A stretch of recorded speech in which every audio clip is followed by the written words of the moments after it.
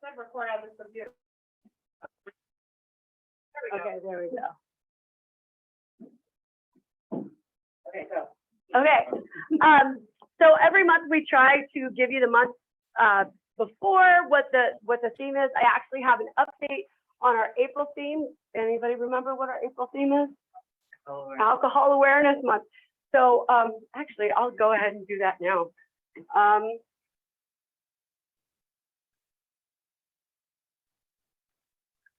So last month I was letting you know about boards, something you've probably heard about, the blackout rage gallons. The evening, that night, on the news, UMass Amherst had 46 students hospitalized that weekend. That's when the report broke. They had 28 ambulances, 28 ambulances on the campus. So this is just letting you know that this wasn't just something that I was telling you about for fun. This is definitely where alcohol poisoning is coming from. You know, we have people in harm reduction who are saying this is wonderful because they're getting hydrated. They're using their electrolytes. They can monitor what's happening. You know, it has a closed lid. It's there for the whole month or for the whole night. But when you're adding an entire bottle of alcohol, sure. Okay, so just an update if you weren't here last month. So a board, that's the abbreviation for blackout rage gallon. So it is a fad going on right now. It's a board challenge is what they call it.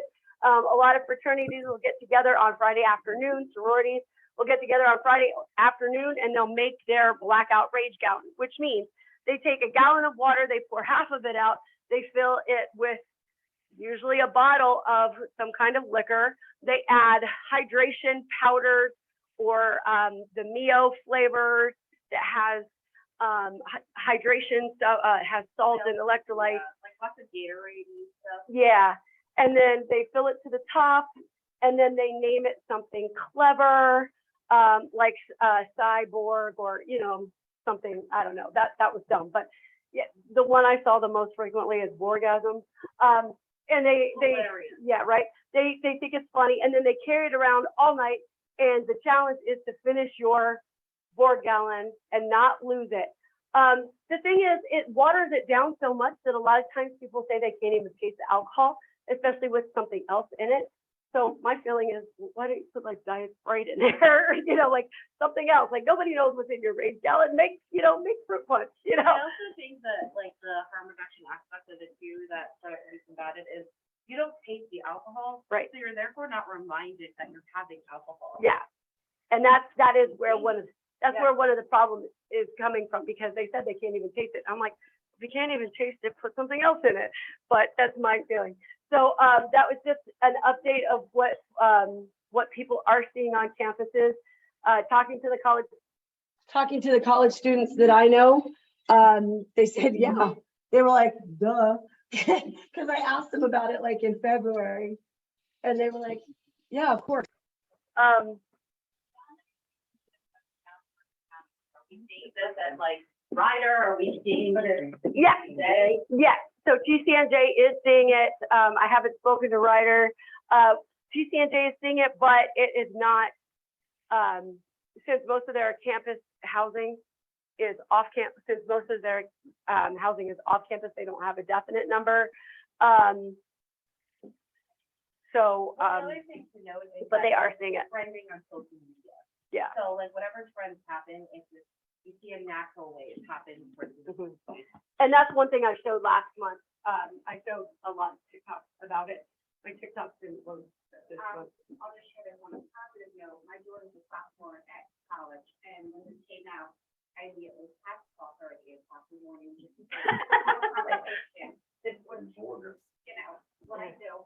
And she had already known about it, and she's like, her university, the attorneys were already shutting it down.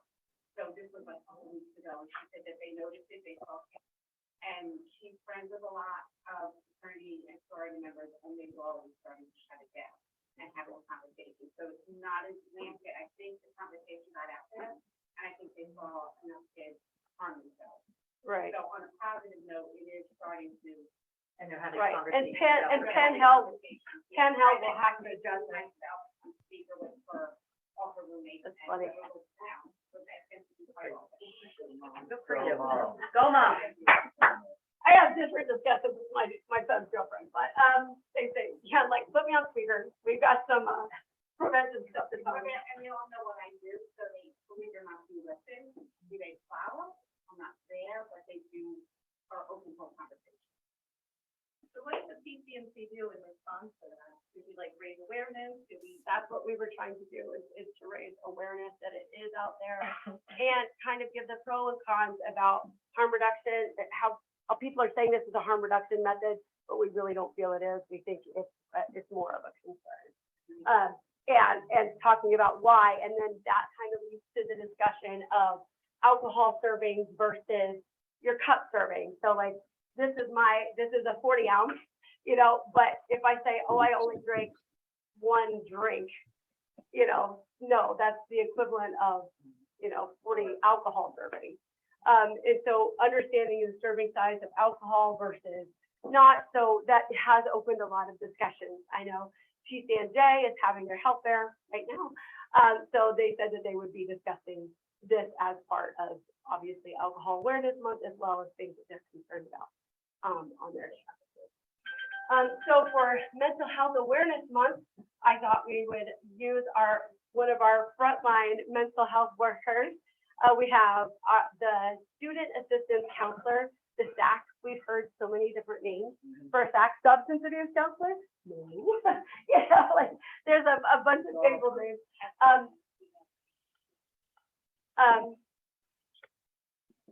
Is this not what? Yes, but Anna, our substance abuse counselor. Yep. Our student. Yes, but yeah, so Anne will be presenting, and it's a great presentation. It's very detailed, and it's sort of like going to give you a pulse on what working with the youth is like right now, because we are seeing a lot of different, how do you put it, coping mechanisms, and the way that people deal with their anxiety, especially in school.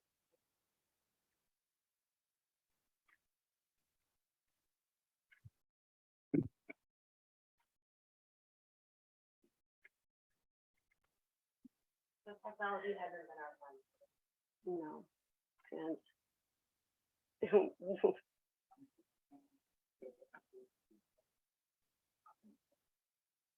It's always either like an internet connection.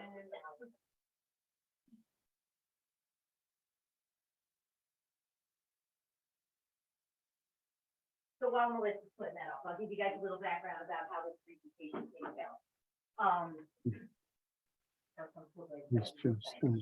wish there were more people here. Our Zoomy thing, I guess, is becoming more and more popular. But we like your faces. Come in. Let us see you. So anyway, I was asked to do a presentation to our Board of Education subcommittee. And they were, this was based on the screening factors of some parents saying, we're doing absolutely nothing in our schools. There's this ridiculous amount of vaping and marijuana use happening, and what are you doing about it? Nobody's paying attention to it. And I was like, okay, it's time to show them what we're trying to accomplish.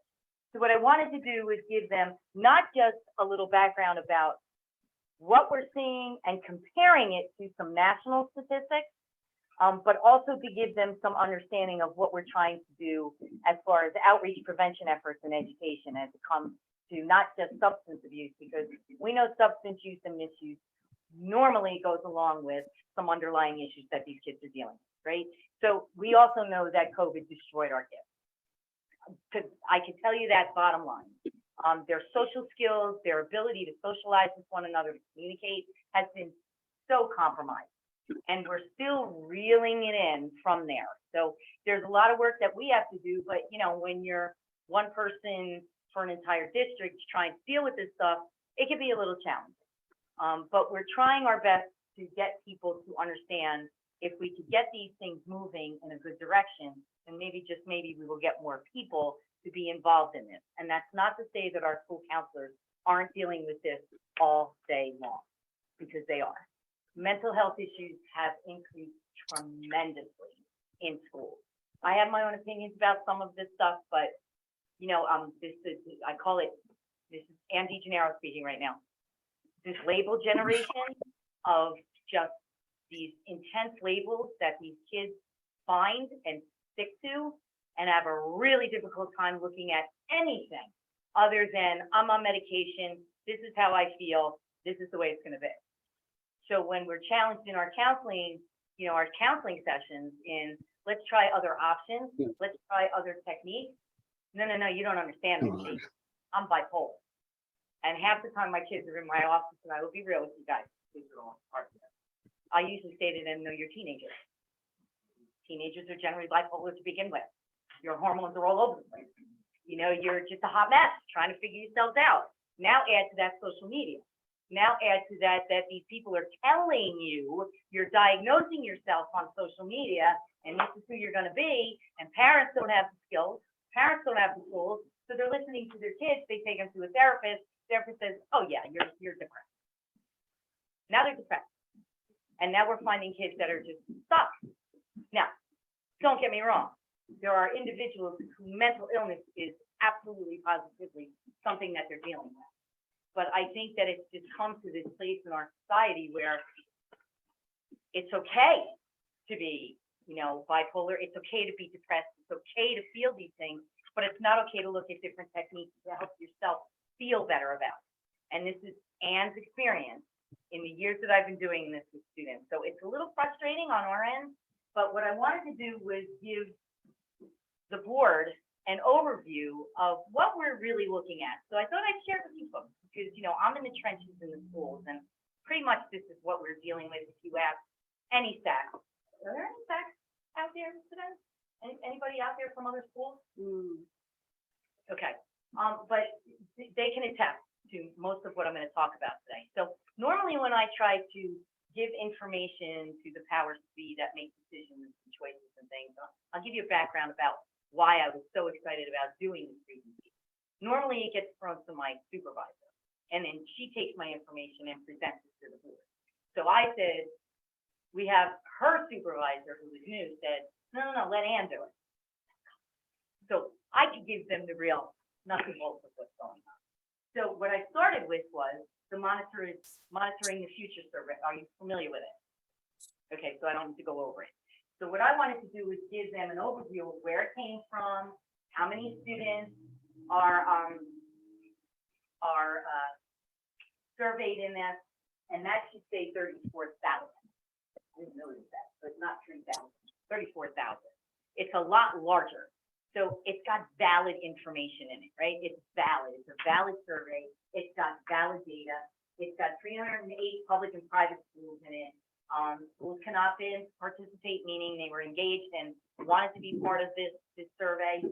And all the students took it via web, which makes it a little bit more anonymous for kids, because when I try to do surveys with our students, it's always, I'm not gonna do this because you're gonna track me. So normally when I did the social norm survey about 3 or 4 years ago, right?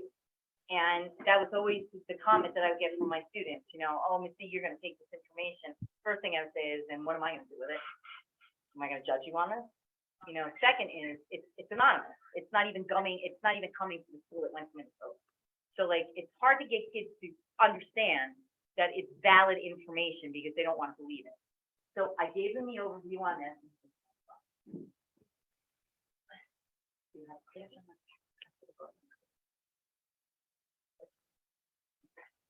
For that. Okay, so in 2022, this was the monitoring future, right? Vaping nicotine, 12% of 8th graders, 20% of 10th graders, and 27% of seniors.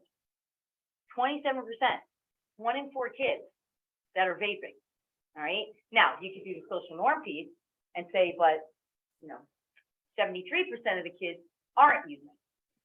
Fact, right? That is fact.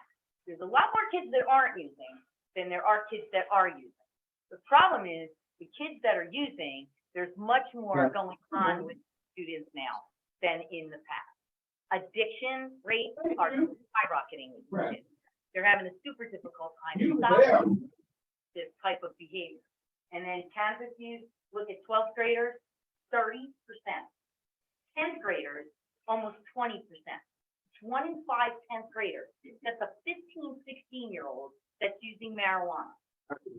And almost a third of our seniors are using marijuana. That's a high number for us to be concerned about. You know, Yeah. a conversation with students before I got here. You know, started using little weed with his friends on the weekend. Really good athlete, really good kid. Now quit his job, isn't working out, not weightlifting, not participating. And I say to him, what do you think is the common thread here? Oh, it's not my weed. It's not my weed smoking, you see. I got that under control. You started on a Saturday night, now you're smoking Tuesdays, Wednesdays, Thursdays, Fridays. You tell me that this isn't an issue. So it's really hard for these kids to see this connection with this drug in particular. It's just so subtle to these young people that their addiction is just constant, it's just this steady stream.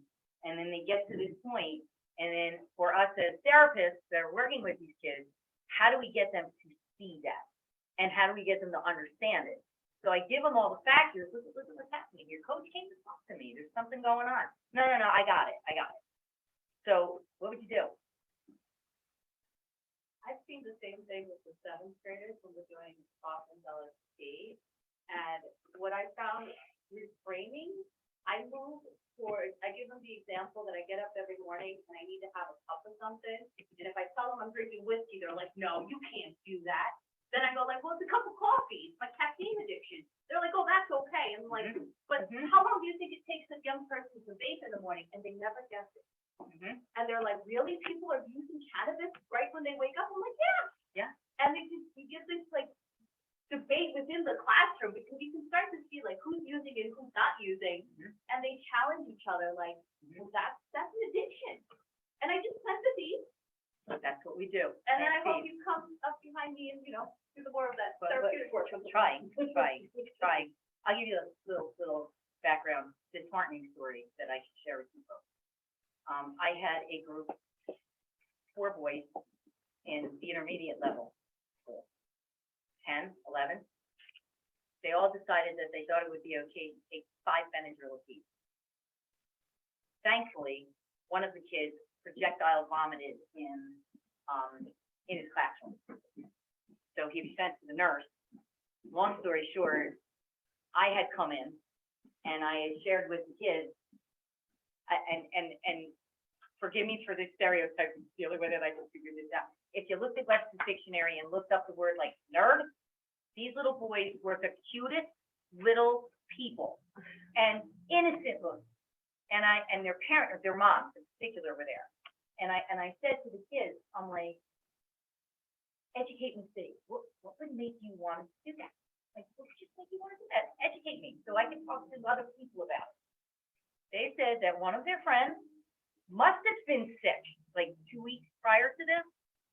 So because they were sick, mom must have given them Benadryl. And the Benadryl made them feel better, but it also made him feel like he was on a spaceship.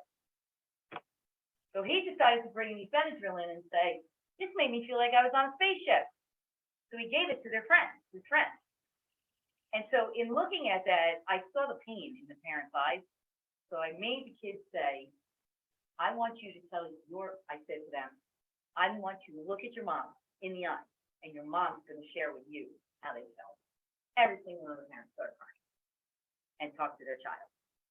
And every single one of those kids started crying because they saw the pain in the eyes of their parents. That's the way we have to address this problem. If we don't address it here, it's not going to work. Right? Because we're addressing sometimes here where I can rationalize, intellectualize, and, justify my life away. But when these kids felt it from their mom, I looked at the kids and I said, what do you think, Aaron? I'm like, I am so sorry. They looked at mom and they're like, crying. I'm sorry. I didn't think this would happen. They're 10, 11 years old. So this is the age that we're now starting to see this stuff happen. And the scary part is in tracking with 3rd graders using edibles. and the track sponsor in Trenton is trying her best, because she's got like 10,000 kids. Yeah. And yeah, And the edibles are bootleg edibles being sold from like little bodegas. There's a van driving around Trenton that's been selling to the minors. And it's so hard because you can explain that emotional piece, but the other component is like, well, if the parents are using it, that's the other piece of it, and that normalized. it does normalize it. Absolutely normalize it. I deal with that on the high school level when I'm working with parents. And sometimes they'll say to me things like, oh, it's legal. Not for your child. It's not legal for your child. It's legal for you. So what kind of role model are you giving them? There's nothing wrong with marijuana. How do you address that? You know, so, you know, we see them for this amount of time, but then they go home. And the go home part is where we're challenged. You know, because we could do the best we can to provide some coping skills, alternative methods to how they're feeling. But if mom and whomever home is not really like encouraging that and helping them do that, we're just in a battle. But we can't give up because this is the way we deal with things, right? This is prevention. This is addiction. This is what we deal with. So we're not going to give up. We're going to educate as best we can. So if you look at these things, you know, alcohol is still the driving factor, you know, and I don't think we're really paying attention to this as much anymore. You know, I really don't. You know, when we do our senior prom thingy, I made them put in this year, you know, under the influence of alcohol and marijuana. Because they need to know that marijuana is still a substance that can hinder your ability to drive.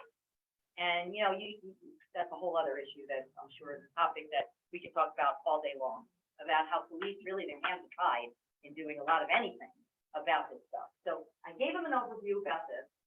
Next one. Quick question before you do that. Sure. You know, one of the things that seems to be, I don't know how valid it is, but it seems to be out there in like the national studies, things like that, that although it's documented that these cannabis is rising due to legalization, trickle down, and everything else, there have been a lot of headline numbers that have said that, you know, underage drinking numbers have been, have actually been flat. Depends on specific locality, it depends on, you know, inner city versus suburban environments, and a lot of other factors, but overall, the numbers You're right. down. And yet, still 52%. Yeah. Is that number in fact down? Is I that out? believe, I think it says this, for the survey, narcotics have increased, there has been an increase in overdose deaths among young people. I think I was talking more about, but yes, in the monitoring, the future survey, they have decreased. There has been a decrease, and I think part of that is because marijuana has become legal. It's become more popular. And Absolutely. More acceptable than alcohol. That's even if it's not. Right. Kids aren't more prone to bringing in a water bottle full of alcohol as they are eating an edible before they walk into school. Or leaving school to go buy the edible and then coming Right. back. Right. To the point that one of the middle schools in Trenton has banned snacks. You are no longer allowed to bring snacks because their edible issue is so bad, they got tired of discerning, is it really a cookie or is it a special cookie that nobody's allowed to bring cookies anymore? And see, to me, that's really sad Right? because a majority of the kids aren't doing that.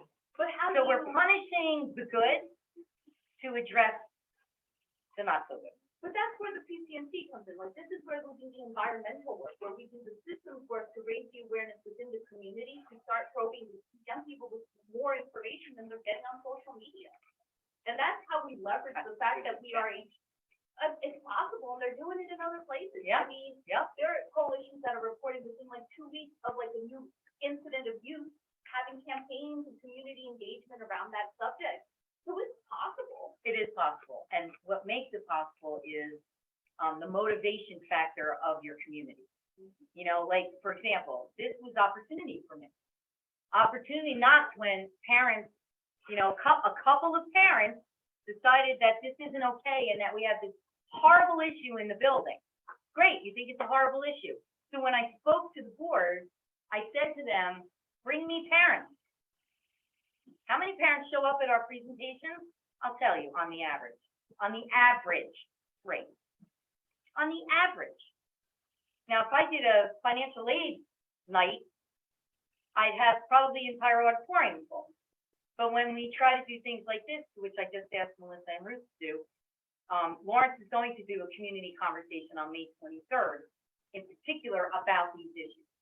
And they don't want me to do it, they want people from the outside to do it. So I will welcome anyone who wants to do maybe a panel to have this, but, you know, it's getting people to come. You know, it's not like we don't want to offer these things, we do, but and this is exactly what the board said to me. You know, they said, well, you know, can you get parents out? I'm like, we tried everything. Zoom, you know, a babysitting opportunity. You know, we have babysitters available for parents to come in. But if it doesn't touch your life, it's not important. So it's the parents that it touched their life, that they're screaming, yelling, and I said to those parents, could you help me out here? And it's still that taboo subject. I don't want people to think that I'm outing my child about this particular topic. So it's always going to be a challenge. It is. But the way that we try to approach it and address it, I think is phenomenal. Coalition, I think, does an amazing job. I think all of us in the schools do the best we can with the resources that we have. You know, our resources are limited, but we do what we can to try to address it. And the more we do it, let me share this. Our teachers are now, and I'll get to, we can do the next slide, but this to me was important too, is, you know, fentanyl is going to be a very significant issue with our marijuana users. I just see it happening. I see that this is going to increase, and it scares the garbage out of me because kids are still buying it off the street. You know, they're still getting it in places that aren't legal. And, you know, my fear is they're gonna just find that batch. And one thing I saw that you noted, that you put on there was that, you know, kids with ADHD, they'll try to buy, you know, just like Yep. an ADHD medicine, Adderall. but with counterfeit pills and with the fentanyl and the different things in there, we're seeing that they're not getting that. And it might be seemingly innocent, it might look exactly like the pharma, but yeah, and we are seeing more of that. I am seeing a little bit of a click, and I only say that because there was 2 students that came to me about it. Is the Delta 8, both had seizures from it. Both had seizures. So it interacted with their bodies, obviously, in a very adverse reaction to it. And, you know, I said to them, did it scare you enough not to do this again? And look, oh, yeah, touch this stuff. Okay, but what made you touch it anyway? It was accessible, it was available, I tried it. You know, we're not gonna take that away from the teenagers, they're all high risk in their thought process. So, you know, as a matter of fact, I'm working with an adolescent who just came back from rehab, and he is a risk taker. He likes to take risks. I don't want to take up all the time with this kind of fun story. So, you know, I'm a little out there with some of my counseling techniques. So I had this young man talking to me, and I said, what do you miss? I said, what was one of the healthy things that was risque for you? He said, well, sometimes I used to leave the gym. I used to leave, like during lunch, go to varsity and have a slice of pizza, and then I would come back and I wouldn't get caught. So idiot says, what the heck, do it? I'm like, go ahead. If that makes you feel like you're risk taking, it's fulfilling that need. Lo and behold, he goes out, takes his girlfriend. Who's he run into? His mother. On top of that, he's supposed to report in to one of the resource teachers. Well, he didn't report in that day. So the resource teacher calls his school counselor, who is kind of clueless about what we talk about, because I don't really disclose a lot of that information to the school counselor. I'll give him some information about why I'm working with a student, but I'm not going to give him all the information. So she freaked out, thought he disappeared, says to me, he's gone. I'm like, what do you mean he's gone? So now I'm thinking, oh, do that, like, do this. They go and look for him, they find his girlfriend. Mom picked him up. Mom picked up him and his girlfriend. And so they called mom. Mom's like, I have them. I'm gonna bring his girlfriend back to school, but I'm gonna keep him. So she comes back to school, she's school counselor's office, and she's like, what happened? She goes, but Miss D, you told him to do that. I'm like, don't tell anybody you did it. I'm gonna swear I never said that. I'm like, she goes, but he said that it was okay. You said it was okay for him to leave school. I'm like, oh my God. So when I saw him the next day, I'm like, he's like, she said she was never going to say anything. And I went, what did I learn from that experience? What do you do with adolescents? Do you think they could really hold something? They can't hold anything. So I told Mom. I said, listen, I was the one that told him. She started laughing. She goes, he was fine. She said, we had a really good conversation. He's good. I understand why you did what I did. Because you have to replace what they're using with something healthy. So we're working on rock climbing. He likes to mountain bike, you know, but his parents won't let him mountain bike alone yet. So he's got 2 silver friends, to which, by the way, I know I'm kind of getting off track a little bit, but I cannot find a young AA meeting. There's like nada. There's nada. I can give you a guide to how to run a 12-day meeting. Well, I'm going to do that when this other person comes back from rehab. So I'll run a session with the 2 of them. But it's really disheartening to me to think that there's nothing young out there. I mean, we do have a college one that accepts high school. No, they don't. No, okay. I asked Mike at TCNJ. Eric.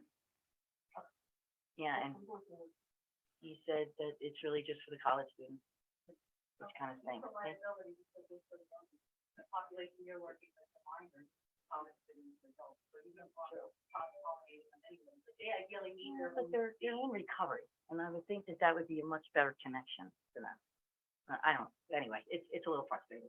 Okay, so this is Lawrence. So I tried to put perspective on what that looks like at Lawrence. So if the vaping is 12% nationally are using the vape, then that would equate to 33 students. All right, there's a reason why I was doing this. In this, let's say the 12th graders, okay, 27%, there's 297 kids, 81 students are using marijuana who disclose it, okay? Why am I giving them this type of information? Because we don't have this rampant issue going on.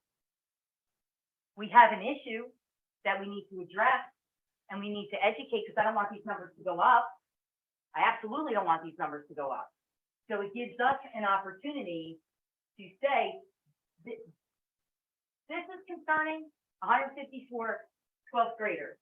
That's half of the class is consuming alcohol. What was the frequency associated within the last year, within the last 6 months? This was in the last year. Right, so it could be literally one time, and you're only at 50. Exactly.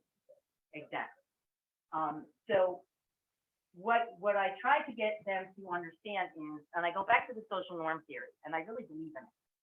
These kids talk a lot, and they talk about their party weekend, and they talk about getting high after school, and they glamorize it, and they talk loudly about it.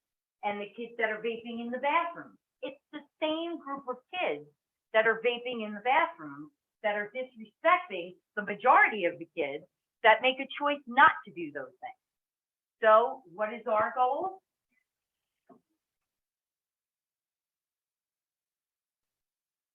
This is how we're trying to address it now. So, and this has changed just a little bit because I will be doing more trainings for the faculty. So we did a faculty training on the procedures, the protocol, how do you identify a student under the influence? If it's in fact a person that's under the influence, what do you do? What's the protocol? Who do you call? How do you respond? All of that stuff. So always after I do these presentations, we have an uptick of kids going to the nurse's office getting evaluated for substance. All right, always, because I've created an awareness. So now they have an awareness about what are some of the signs and symptoms. What am I looking for? The first thing I always say to the teacher is, did you create a relationship with the kid? Right? Before you tell a kid, get out because I think you're high, do you have a relationship with that kid? So if you create the relationships, because data shows us, everything in research shows us, a connection to an adult in the building helps that student stay successful. So the other piece to this faculty training is we've done a tremendous amount of how to connect with your students. Techniques, tools, all of these things that we're trying to give to our teachers so that there is a connection to that kid. How I can prove that positive, just this morning I had a history teacher come and see me. really like this kid in C, really think something's going on with him, don't know what to do. I said, grab him, bring him to my office with you, and then we'll have a conversation, and then I'll kick you out. So that connection to the teacher is, I'm bringing you to someone I trust, and I'm still going to be here for you when you leave my office. So the more we're trying to make these connections, the more we're hoping to see more students find that individual in the building that they can talk to, and that will reduce some of the risk factors.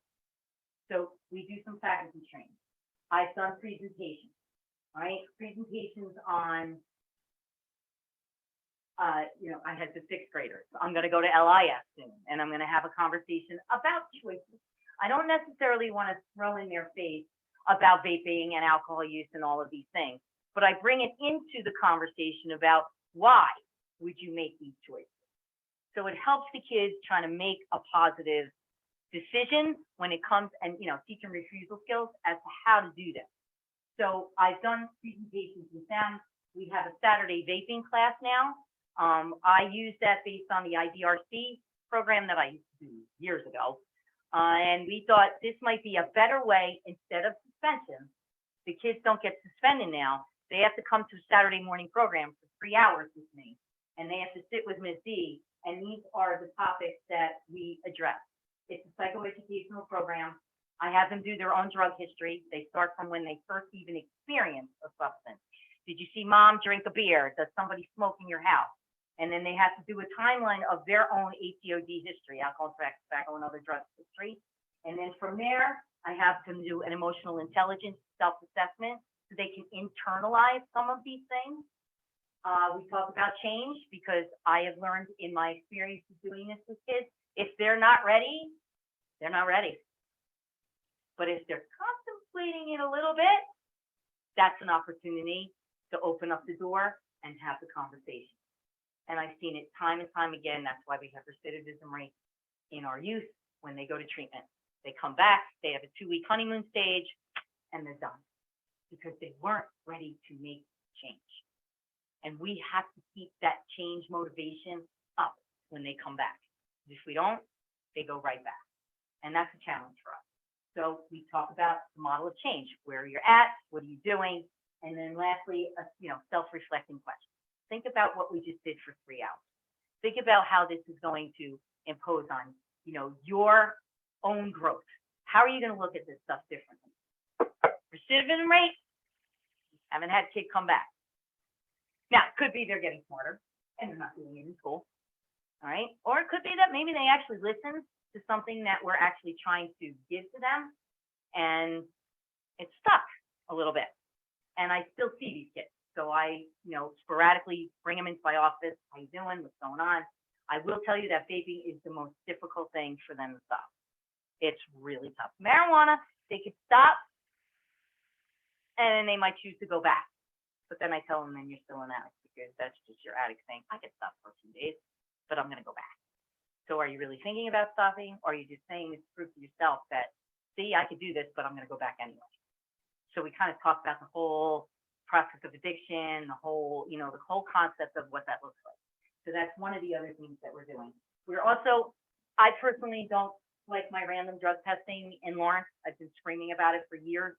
It's not true random drug testing. I think it's just reshaming a kid that's already been busted. If you get caught in school, you're put into random drug test pool. That's not random drug testing. All right.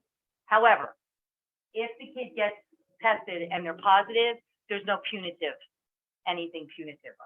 They come and see Ms. D and we talk about what's going on with them. So it isn't a punitive random drug test, which is good, because that's not what it's meant to be, but it's truly not a true random drug test. A real true random drug test is your entire school. Everybody. That's a true random drug test. I'm still fighting with them about it. I really would like that, because it's a deterrent for kids. If a kid is on the fence and says, I really don't want to be like this, but all my friends are doing it, and I happen to be an athlete, and I'm going to get random drug tested, and if my coach says, if you test positive, you get suspended for a day or two, or a game or 3, that's enough, I think, as a protective factor for that kid to say, I can't do this. I'm in season. So it can help them stop for that given amount of time. But that's a whole other issue that we're trying to address. And parents don't want this. Parents don't want random drug testing. They don't want it. If your kid is fine, why do you care? So why don't they want random drug testing? Are they afraid? Are they afraid of what they're going to find out? Are they going to afraid that they think that their kid is using and they don't want to know? That's a big question. And I think that's why random drug testing doesn't go through in a lot of schools. Because I think it's parents are fearful. They don't want to know. And that's something that we deal with. That's why this happens. Because I had two parents tell me that, my kids came back and said that there's this horrible vaping issue in the bathroom. They're vaping in the bathroom. We are also getting the vape detectors in our bathroom. Finally, happening over the summer. It took a year for us to purchase them, have them, but it's taking a year for them to put them in the bathroom. I believe that will be a deterrent because kids aren't smart enough to know the difference. And it sends an alarm off. So it's obnoxious, which is good for them. Because not only will it be obnoxious, but the kids that are walking out of the bathroom are going to be seen on the cameras, so we know who those kids are. Again, not punitive. You come to see Ms. D for 3 hours on a Saturday morning. So it's not, they want to be suspended. Who wouldn't want to be suspended? So that's the difference. And then lastly, what I wanted to share with you folks is we're really trying to encompass true wellness in our approach to giving kids opportunities for different kinds of skill sets that they can get. So we developed an entire calendar of events. And we did this calendar we did started in February. But I wanted to start this in September. It was just logistics and things like that. But we did yoga, we're doing journaling, we've done journaling, we're doing art therapy, we're doing vision boards, we're doing food and mood. So our kids have an opportunity during their resource period, which is an open time, that they can come to these workshops and have an opportunity to learn a different skill set. I will tell you, it's a slow-moving process. Like, limited number of kids are coming, but those that have gone to these programs love it. They love it. They're like, this is so cool. I did some guided meditations. That was January. January was guided meditation. I'm a big advocate for guided meditation. So I did 3 guided meditations for the kids about self-confidence, self-esteem, and finding your inner voice. And, the kids came out were so cool. And it's not long, your time span of kids like 10 minutes. So I just wanted to give you guys an overview about what we're seeing. And I can probably guarantee you that every other SAC in the state of New Jersey is experiencing very similar things, sometimes more frustrating than others. I will say that most of the time the district is pretty supportive of what we're trying to accomplish. So any questions? Is that too long? I really apologize. That was great. I've got one more for you. You start out the whole thing with the shifting norm, of everyone having a diagnosis. That's really bullshit. Certainly there is a well-documented correlation between alcohol and serious substance misuse. Not just yourself, but among the youth. What we are seeing in the earliest moments is that pretty much every substance science that we run across, you go down the spectrum of frequency of diagnosis. It's self-reported, not necessarily clinically diagnosed, but everyone is depressed, anxiety, PTSD, ADHD. Half of them are bipolar. About a quarter of them, 25 to 30%, are self-reporting schizoaffective. And borderline is the hot diagnosis of the century right now. It's supposed to be like a 1% scenario. I mean, by definition, in me, you're borderline. You're like out there on the spectrum. I'm seeing like 20% of people claiming to be borderline. I'm seeing kids. And whose therapists are diagnosing them. At what point does this get studied and questioned in terms of overdiagnosis? And can you imagine being on a cocktail for 3 of a pill regimen for 3 of those work? You don't need cannabis, you don't need alcohol. You're under so many different, antidepressants, SSRIs. possibly a lightweight benzo, possibly farmer grade meth, you know, and Adderall, you are whacked. But here's the thing that I've also seen, right? A lot of the drugs that people are consuming today, the long-term side effects. To make all those things work.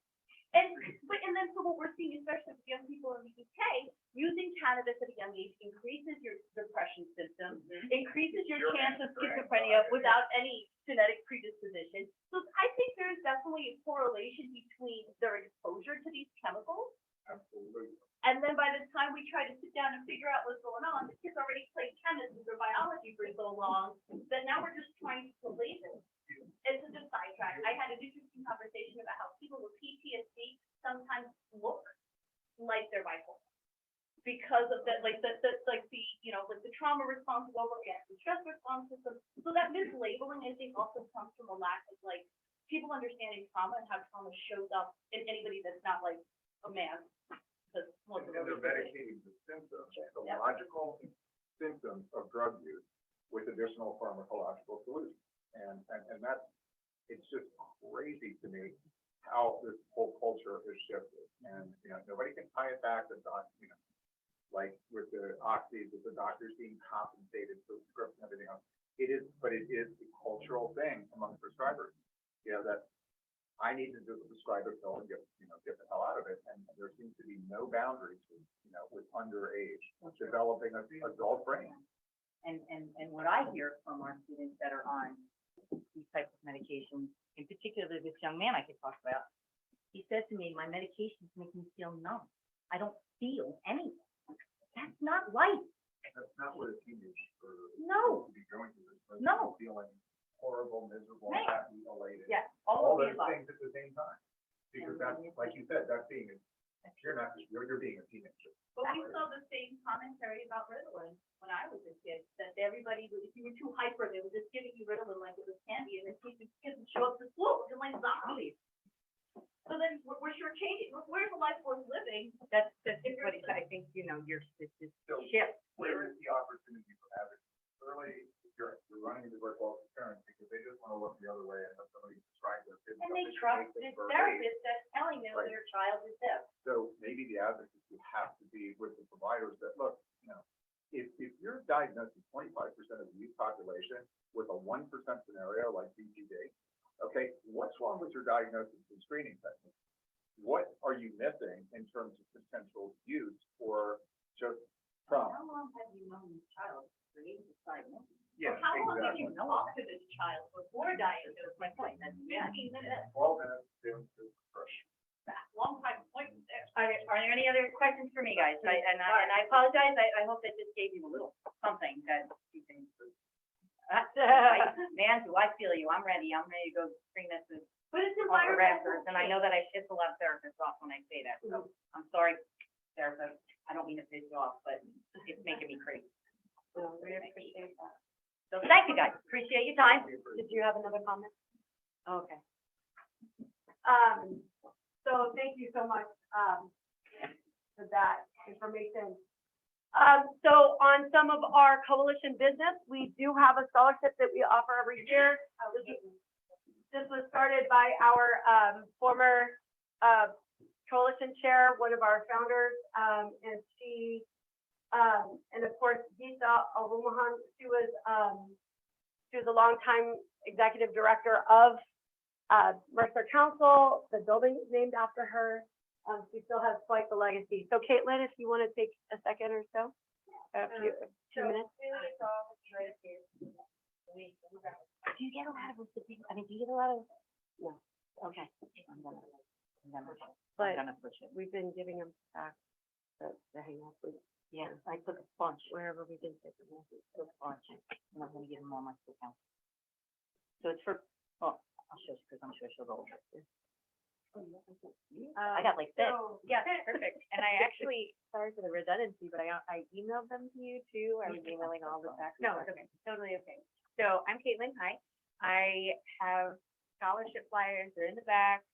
We'll talk about it right here. So our scholarship is open to students who are trying to pursue careers or education or licensure in prevention-related fields, public health, social work, counseling, even things like that, even for master's degrees and stuff, but it's open to students as young as seniors in high school.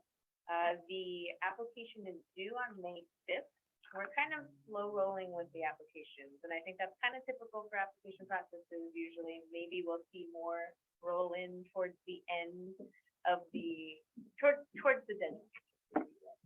But so I am really hoping that we can get some kind of push to see some more people applying for this. It is a $500 scholarship. The winner will be announced at the PCMC Awards breakfast in June, and we're hoping that we have a good pool of applicants to pick from. All the applications will be reviewed by a little committee that is comprised of maybe some staff members and board members. Yeah, and I think that's kind of the main gist of things. Does anybody want any flyers right here, or I can leave them in the back for you to pick up, kind of just. And should they reach out to you if they want more information about the scholarship? Yes, We did get a call, so some people are out there applying and looking for it. Here, I have some cards.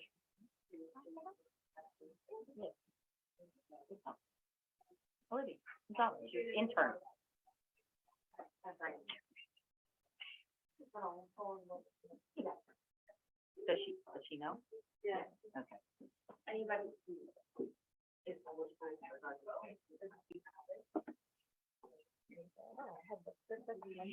It's wonderful. I mean, I have you stored in my phone.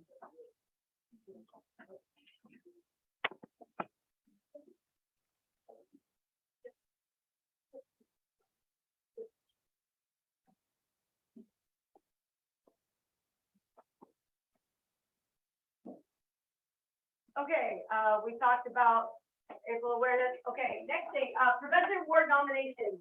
We are open for nominations. Anyone who works to increase protective factors and decrease risk factors.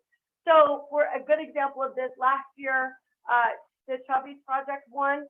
So people say, well, what does a food bank or an organization like that have to do with prevention? That is a risk factor. Hunger insecurity or food insecurity is a risk factor for not just substance abuse, but for other things. Desperate people sometimes turn to desperate things. Anything that can help with the protective factors. Like Ann said, having a trusted adult at school. School is one of the biggest protective factors because not only do you have your academic interests, you have your clubs, you have your groups, you have your friends, you have counselors, you have teachers, you have adults that you trust.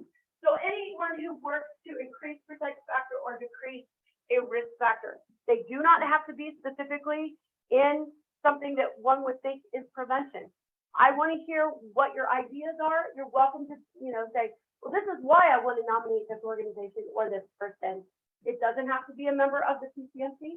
And if you're not a member of the PCMC and you're just here to be interested, you can still nominate as well. We will take yes, serving and residing in Mercer County. So I have a little form back there that literally says, do you have an idea? What's the best way to reach you? I'm going to call you, I'm going to talk to you, or you can email me. We used to have a formal form. We didn't get a lot back. So I didn't want it to be daunting to anyone. If you just want to say, hey, I was thinking about this person, I was thinking about this organization, what do you think? And we can just talk about it. So you're welcome to send me an email. You're welcome to call me. May 5th, we'll have it the same as the scholarship. May 5th is the cutoff because we've got to do the awards and stuff. So June is our prevention breakfast. That's where we give these awards as well as the scholarship and some other things. That will be at 8:30 on the second Wednesday in June. All of a sudden that date just went shoot right out of my mouth, right out of my head. But that is, it's always a good day. Community survey. The link wouldn't work again. So we do a community survey every year. last year it was a little clunky with some of the ways that they asked about Narcan and about, some of the reversals. Is there something that your organization or your group is concerned about that they want to see on the survey? Is there anything that needs to be updated or rephrased? Of course, not having the actual survey, it kind of turns that around. But if you have ideas, please let us know. Any questions right now? I know one thing that we want to add is, sexual identity or gender identity and sexual orientation, because those are underserved communities, and we don't have the data to say we can't. There's not enough specific data to help us to reach those communities. So that's one thing we're updating. We have different genders on there, but we never had orientation in there, so we're working on that. Any questions? Not, all right. Okay, so, substance update, last time I did board. This month I wanted to do xylazine, also known as tranq, or when mixed with heroin or fentanyl, tranq dope. This was something that was kind of unheard of in our area till about 3 months ago, and then it started filtering in. But when you, But, right, so when you look at the true history of it, it has been, Philadelphia was the actual, like, one of the beginnings. Puerto Rico was the beginning, but then Philadelphia became the mainland kind of explosion, the Kensington district in general. I have a news clip. We're kind of running out of time, so, but it's really, really scary. So we have been seeing it. However, people haven't been testing for it, and well, doctors haven't been testing for it. Those who are analyzing the supply, they have started analyzing that a little bit more. Just to let you know, it's a non-opioid sedative, analgesic, and muscle relaxant. It is used for large animals. If you remember when fentanyl hit the scene, carafentanil was a discussion. People stayed away from carafentanil. They were like, oh no, that's way too much, that's way too dangerous. But for some reason, xylazine kind of slipped in there. Now, when I say non-opioid sedative, it looks a lot like some of the opioid reactions. You know, you see the people bent over, you see the depressive, the sedative effect, the hard to breathe, the slurred speech, the grogginess, the very out of it kind of look. However, because it is not an opioid, it is not reactive to naloxone. Now, one thing that they're saying is please administer the naloxone, because a lot of times it is the tranq dope, it's mixed with fentanyl. So maybe if we took the fentanyl element out, the tranq wouldn't be enough for them to end their lives. So they say always administer Narcan, even if you think it's pure xylazine. Now, when I say pure xylazine, let me show you some of this stuff. It was very, very crazy to me. All right. So 7,000 submissions of heroin involving xylazine. That's their blasting number. 97% of submissions and 98% of blasting said that xylazine was in combination with fentanyl or fentanyl analog. So here it's 97 and 98. We're seeing the national average at about 90%. So this has infiltrated the system already. So this is already here. So they, as I said, this is our local. This is from the Roy, the Rock. Camden County has the highest. Passaic County has the blasting, and it was in 36% of suspected heroin submissions in 2022 and 29% of blasting back. So you can kind of see the progression here. Dave left, and Trenton Health Team couldn't make it today, but they were going to talk a little bit about some of the things they've seen. But it's here. It's very scary, and kind of just elevating the fear and the horrible effects that we're already having from fentanyl. Okay, so within the blue. Yeah. That's one of the higher numbers. Right. What a blessing. Glycine is, The bag? well, yeah, Okay. because do you ever buy like an egg roll? It's like that kind of papery bag. Yeah, so it's commonly used for different variations of heroin and powder form. All right, so it's often called a zombie and a Frankenstein drug. I was gonna show you some of this. That is a very stigmatizing term. Some people hate hearing that. However, the news has picked this term up, and this is what you see a lot. Oh, it's a zombie drug because people are so out of it. But one of the things that happens is that it is a vasoconstrictor. So meaning it cuts off some of the blood vessels, so it means the circulation isn't as well. There can be an oxygenation deficit. So there is severe soft tissue infection. I was gonna put some pictures up here, but then I thought, let's not do that. But you can find it, if you wanna do a Google search, you will find it instantly. Big, huge sores.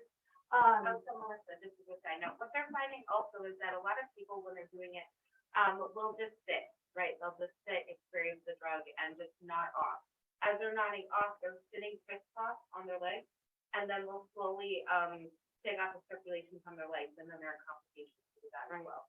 So, it's just basically, this trach dope essentially leads people to be tired and to sort of fade out, and slowly over time, because of that, they'll end up losing their weight. Yeah. I did a social media scan. There's a lot of recovery and harm reduction groups that have a lot of TikToks about it. And one of the big ones, she's called the one-armed, she calls herself like the one-armed sunshine or something. And that's kind of what happened to her. She had the necrotic tissue already, but then she passed out on her arm somehow, and she lost her arm because of it, because it was so far gone by that point. Yeah, Is there a correlation to this, with Xanax users? I have not seen much of that. Xanax, like, because it is a psychoactive, will also be, like, Right. bleeding drugs. Yeah, but that's what I'm They thinking, haven't is this like a gateway to xylazine if they can't get Xanax? We're seeing it more, It's more for from the my users, sources, but- we've seen it mixed with the opiates more, Okay. but it can come in a powder and a liquid form. So it can, so anything that can be powdered or, anything that can be snorted or taken as a pill or shot can be mixed with it. So it's not out of the realm of possibilities. It's just something we have to see. What I've heard is that people who are dependent on heroin are seeking out the xylazine because it changes the trip for them, and it extends the experience. And here in Lakewood, we had a fatality a couple months ago, this person nodded out and was on boat and blocked the doorway, so there's no one that could actually get it, and it was not that, because they fell on the door. So it's showing up in weird ways. Yeah. When I was talking to different members of the community who have seen it, that's one thing they said is that they're using the fentanyl testing strip. And if it tests positive for fentanyl, they're actually refusing it because some users really want the xylazine because of the extended and heightened high that they're getting. One ray of light that we saw is that just 2 weeks ago, a very cheap and hopefully it will be accessible a lot easier, is they actually have a testing strip now. They said it's like a 50-cent test strip. Unfortunately, they're all being made in China, and you have to have certain connections to get them, but hopefully they'll start getting in more with our harm reduction areas. We work with, Hyacinth in Trenton. We have the safe needle exchanges. We don't have safe needle sites here, but we do have needle exchanges. Hopefully they'll get those soon, but they do have the xylazine testing strips. That was, as I said, that was only announced less than 2 weeks ago. So this is something that we are seeing. so they're kind of doing a reverse pathology now, where people who, they just assumed it was fentanyl, if they didn't take the time to, when there was a lot of scarring or a lot of infection, they're now going back and realizing that it was more of a xylazine mix, not just a fentanyl mix. So there's a lot of things they're learning. As I said, if you want to see the local connection, Kensington, Philadelphia area was considered the hot zone. Now it's in over 49 states. Except Hawaii is pretty much the only exception. But I don't see it being very long. So a lot of it, so one of the things that is very concerning about it is it is not considered a Schedule I substance. So a lot of times law enforcement has their hands tied because it was never sanctioned for a human use. It was an animal tranquilizer, so it wasn't scheduled. It wasn't considered a threat because they assumed that humans wouldn't use it. So now they're kind of backtracking with that side of it as well to try to find a way that they can regulate it, a way that they can really monitor it and control it a little bit better.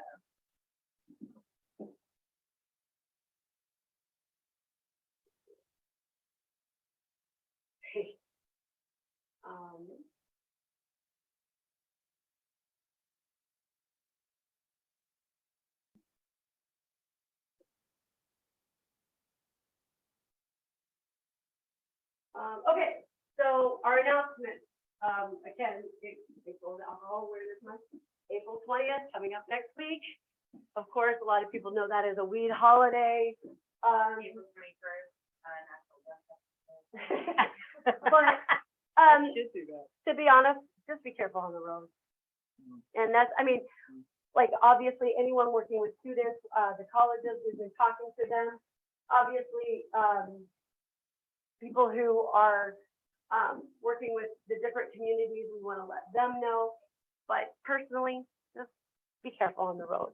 We don't, so one of the things with marijuana, I believe I gave a report 2 months ago that the CRC was trying to open up the fifth license, which is open consumption areas, cannabis, as they're casually known. We did put forth testimony about our concerns. One of those concerns is that there is no baseline. With when it was being legalized, one thing we heard the rallying cry was, it's just like alcohol. Just make it like alcohol, it's no big deal. But what we're seeing is that it's not necessarily being treated like alcohol. There's nothing like a baseline like the THC level. There's no roadside test that is effective. Many of, as Anne was mentioning, many of the first hints that an officer would use to evaluate smelling and seeing smoke have been eliminated. You're not allowed to make a assumption based on those two things. You have to use other methods to diagnose. Those aren't there. And then also one thing that I would argue, and I mentioned, is that it's being treated much more like nicotine.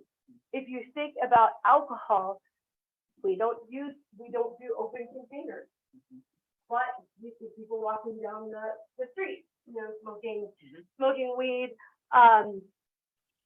driving. You don't see people drinking and driving. You do, but that's not socially acceptable. But smoking weed in your car, it's more like smoking a cigarette. And I'm seeing a lot more comparison. I'm seeing a lot more of it looking like nicotine than one would with alcohol. Even with parental responses, parents have liquor cabinets, or they have pour lines just to monitor a little bit more. We're not seeing that, especially with the edibles, kind of like what Angela was talking about. And then of course the market, you're not seeing. They're working really hard to get this into the hands of people who will pay for it. Will you give us an update of the subcommittee for cannabis on the PCMC? So we are part of a collaboration with other legalized states. We've been working with the state of Colorado, California, and there is another counterpart in Newark as well as New York. We've been working on, they have a couple of white papers that they've issued. We have worked on the testimonies. All of us worked on those together. We worked on the Farm Bill because hemp, the Delta 8 that Ann was talking about, Delta 8, Delta 10, those are protected under the Farm Bill. So there was a big push during the Farm Bill to submit testimonies and to inform about the problem of hemp derivatives of Delta 8 and Delta 10. Heidi, we talk to Heidi at least 3 times a week, and we've been working with a resource committee in the township of Hopewell, and that's kind of spilled over into some of the other municipal alliances about what doctors are seeing, what the schools are seeing, trying to get the message out to parents, trying to focus on more parental education. We work with Ewing with some parental education. We're going to expand that to this semester as well. How'd you tell me? You guys get it? No, Oh, man. no. We had about 15, Not bad. but we did post it online. I haven't seen the results. Yeah. So those are some of the efforts that we're doing. On May 2nd at 6 p.m., we're doing an in-person Narcan training. We used to do these every quarter for the last 5 years. Obviously, with COVID, we went away from that. You can still get trained online. They will still send you Narcan, but we thought we would open this up again to the community. These are really positive events for me. Sometimes we have 20 to 30 people. One time it was just me and this one guy. And he was very quiet. He was an older gentleman. Obviously, he had reasons for being here, and it was moving. It was powerful. The presentation is about an hour, not even that long. You leave with a packet of 2 4-milligram doses. Now, granted, we are seeing a need for higher and higher doses, but when I started this project, I had 2 2-milligram doses in my kit. Now I have 2 4-milligram doses in my kit. They have released the 8-milligram kits as well, but not for the freebies yet. We will see that. I'm sure we will see that because the resiliency of the fentanyl is so high. And this is on the free, Yes, like free Narcan. yeah, Now, I know that there's been discussion about having them now put it in pharmacies. that's next. Okay. So, She paid me. so federally, it was released to be sold over the counter. However, we have heard that some of these companies are jazzing up the packages and jazzing up some of the administration. So we're not sure about pricing, and that's something that concerns us. That was one of my first questions to my vendor when that passed is, will this affect the grants that are giving out free Narcan? I said, no, Okay. not right now. As far as they know, the grants are still going. Rutgers has a program, and then our vendor is JSAS. So we work with them. They have a nurse that comes and a social worker, I believe. They take turns teaching. They show a demonstration, painless, and you leave with the Narcan. So please join us 6 p.m. It'll be right in this room. Our scholarship is due May 5th. Our prevention award nominations are due on May 5th, and the awards breakfast is at 8:30 on June 14th. So now is the time where I'd like to have for you to introduce yourself, tell a little bit about your organization, if you have any events coming up, if there's anything that your organization needs help with that would fit with the Prevention Coalition, this is your time. So we'll start with you, Staff Sergeant. Good morning, everyone. I'm Staff Sergeant Williams, and I'm with the Army National Guard County Patrol Task Force. Our main job is to assist coalitions, community organizations, whether it's coalitions or alliances, in all aspects of the SID. We even specialize in, strategic planning and environmental mapping and risk and protective assessment mapping. With that being said, we're completely free. We don't come in and take over. We just assist. That's it. That's all I have. So, I'm really excited to reestablish this connection. There's some turnover, so sometimes I lose contact. I had Coob and I had Hercules and I had, Martinez for a while. But sometimes, when it's COVID, But one thing that we're really excited about, we have seen, a couple stores open, and it's very concerning because they're right next door to schools. And we want to see if, some of the substance stores violate the Drug-Free School Act, as well as the Clean Air Act, and see if we have any resources available to us. So they are going to be helping us to do that kind of scan, to just see the impact zones of some of these things. Another thing we were interested in is tobacco retailers, alcohol retailers, just to see what kind of impact zones. You can overlay, I know I'm not sure exactly about your mapping, but sometimes you can see fatality areas or arrest areas or high point areas, or we could pull up that map and then pull up our environmental map and kind of lay them on each other and say, oh wait, what is feeding all of these things going on? So we're really excited to reestablish that. Also, this is the time for y'all to brag. Yeah. Like brag. We love to hear about the programs you're doing and the good work that you all do. This is Angie Gennaro. You might have heard of her. You want to? You heard enough from me. Go ahead. All right, Angela. Hello, I am Angela Campos. I am the prevention educator here at Emergency Council. I do K-12 prevention education, all evidence-based, and parenting programs, helping parents have hard conversations with young people. Most of my services are free because my grants are location specific. So if you have any interest or would like to plan some type of programming, just let me know. Hi, I'm Kevin Taylor. I'm the new community liaison for Phoenix Behavioral Health. We're a PHP, IOP, primary mental health, substance abuse. We're also a community resource. We will help people get on Medicaid and find help. That's wonderful. Thank you. And it always breaks my heart that treatment providers have to throw in the insurance piece and, finding the different ways, just the way our medical system is set up. So we appreciate that. Yeah, we've been,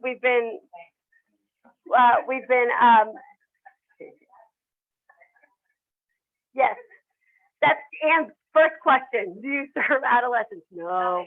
We got 2 providers in the whole county, and then it's even like 1 patient there. We don't have any providers. Not inpatient. No, not inpatient. Zero. All outpatient. Yeah. All right. I'm Carla Baca from Oaks Integrated Care. We do have a smart recovery group that's open to the community. It's every Thursday at 5:30 to 7, and you can come into the agency in Lawrenceville, or you can, it's a hybrid group. So we're open to that. I've got an idea about an adolescent program, adolescent group recovery group. Maybe the Oaks can initiate something like that and have that also open to the community. I will bring the idea back. Thank you for sharing what both of you shared. Absolutely, absolutely. And, yeah.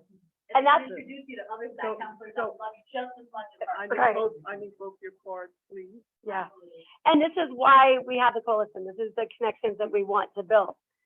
We've had some great, I know Ann had a great program for a while with one of our members, but unfortunately that group shut down, and there's a lot of transition here. Hi, Amy Argerio. I'm a prevention educator here at Mercer Council, and I facilitate the Watkins Life Skills Training Program with middle school students in Mercer County. She's also the one who helped set up the scheduling for our prevention education program. So you're welcome to reach out to her. It's a new job title, so she's getting used to that. Caitlin? Yes, I'm Caitlin. I am our community engagement coordinator. I passed out my card in here, and for anybody that's online, I can share that with Melissa, share my contact information, but I'm happy to just connect to see how we can collaborate, Mercer Council can collaborate with you, with your organization, anything like that. Hi, my name is Emily. I'm a prevention associate with New Jersey Prevention Network. I primarily work on the regional coalition grant. I did want to plug our conference coming up on May 18th and 19th. It's our annual addiction conference. It's free and it's virtual this year. And if you just go on our website, njpn.org, you can go ahead and register. It is a fantastic It is, conference. it is a great conference. It was very well designed. They were one of the first to go virtual that did it right, in my opinion. The federal conference was nothing compared to the way NJPN, and I know that's really high praise, but, well, I don't know if it's high praise, but, but I remember getting on the national conference going, why isn't this as easy as it was, as it was with NJPN? So they really did work hard on that, and they had excellent speakers and a lot of learning to be had. So definitely recommend that. Hello to the group. I'm Keith Levine, Health Officer for Lawrence Township, and I also head the Lawrence Alcohol and Drug Alliance. The event I would like to plug today is the Project Graduation Casino Night, which is on April 22nd. Sorry, my bad. It's adults only, and it's a great event. It's a great fundraiser, and it would be wonderful if people could go online, buy some tickets, and show their support. It's held at the Boys and Girls Club this year. Right. So it is. It's a great fundraiser. We want you to buy those tickets. I'm going to send out the link. I'm on the board for Project Graduation. I just want you to know, like some people say, oh, casino, but we are part of the gambling. I want you to know that she worked with the Council on Compulsive Gambling. She said it didn't sit well with her, but one of the things that they're doing is you have tickets to access, you do have raffles, but everything is funny money. Everything is in a more controlled environment. And I went last year. It was actually a very fun time. I don't know anything about anything of these games, but I figured it out a little bit, and they had good cookies. So they do have the food donated this year. They have, it's just a really great organization.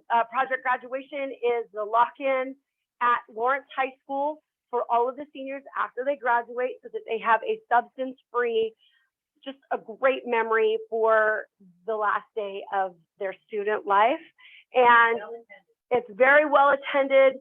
I was one of the chaperones last year, and even I had fun at 3 in the morning, and then everybody has breakfast and they go home, and it's just nice to know we gave them a safe, and that's what the group is going for. They want to give them a safe opportunity to just have some healthy memories. I'm Heather DiLorenzo. I'm from Mercer County Office on Addiction. We provide funding for prevention and treatment agencies. We oversee the municipal alliances, and I also oversee Narcan training monthly through Rutgers. All right.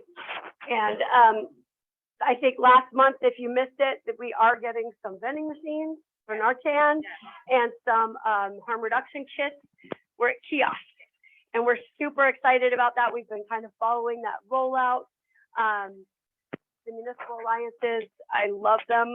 You guys work so hard. I sit on 4 of them, and I just love what they do, and we really appreciate that collaboration with all of us. We're Ruth and Melissa. I don't think we need to introduce ourselves again. Some of the people online, I saw Prudy Shaw had to leave. Prudy's with Hampton Behavioral Health. She said they currently have adult and adolescent beds available for mental health and SUD, all insurance, including Medicare and Medicaid. All right, Danielle, do you want to introduce yourself? Hi, I'm Detective Bethea with the UN Police Community Relations Unit. Only update I have is we are currently planning Operation Prom, which is scheduled for May 16th, 8 a.m. with a rain date of May 17th, where we're going to set up a scenario of like a crash. Is going to show a crash. The rest, the court hearing, the trauma unit is going to come in and speak. And it's going to be probably like a 3-hour long for scenario for the seniors. So there's a lot of hands in. So we're currently planning it now. That's the only update. Wonderful. Well, let us know if we can help with that. I know Ewing has been one of those great municipal alliances, and police departments has helped us in many ways. Last year, they helped us with our International Overdose Awareness event, which is our biggest event of the year. And then I work with her on the Ewing Municipal Alliance. I know you do drug collections at senior centers, and a lot of other initiatives to help keep us healthy and safe. So thank you so much, Officer Bethea. All right, Carol Nicholas. Hi, everybody. I'm Carol Nicholas with the Greater Mercer Public Health Partnership that does the Mercer County Community Health Needs Assessment every year, and then works with our coalition members such as Mercer Council to create an improvement plan. And Mercer Council has amazing contributions to the improvement plan. So it's a real wonderful partnership. And I also work part-time in the Lawrence Health Department. I was gonna say Carol's everywhere. And we really appreciate all she does. Several people dropped off. I know Al Gruffer was here from East Windsor. Yanka Maya, who is the Children's Interagency Coordinating Council for Mercer County. And there were a couple others, but that is our formal meeting. So we're gonna go ahead and end. Thank you so much for our people who hung in there. Please have a healthy and safe month, and we will see you in May. All right.